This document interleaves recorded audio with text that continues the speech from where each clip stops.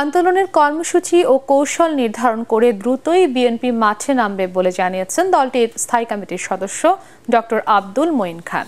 সম্প্রতি কারামুক্ত ঢাকা মহানগর দক্ষিণ বিএনপির যুগ্ম আহ্বায়ক নবিউল্লাহ নবীর ড্যামরার বাসায় তার সঙ্গে সাক্ষাৎ শেষে সাংবাদিকদের তিনি একথা বলেন।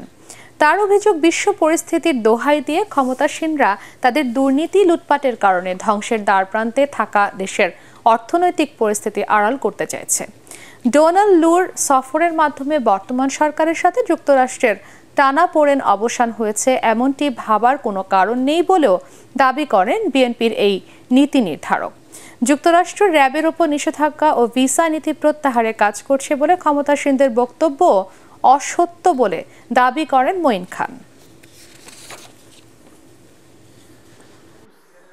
যুক্তরাষ্ট্রের অবস্থান এক চুলও নড়বড় হয়নি। এখানে ব্যবসা বাণিজ্য, পারস্পরিক সম্পর্ক, কূটনৈতিক সম্পর্ক, জিওপলিটিক্যাল সম্পর্ক, এগুলো নিয়ে আলাপ আলোচনা তো চলতেই থাকবে।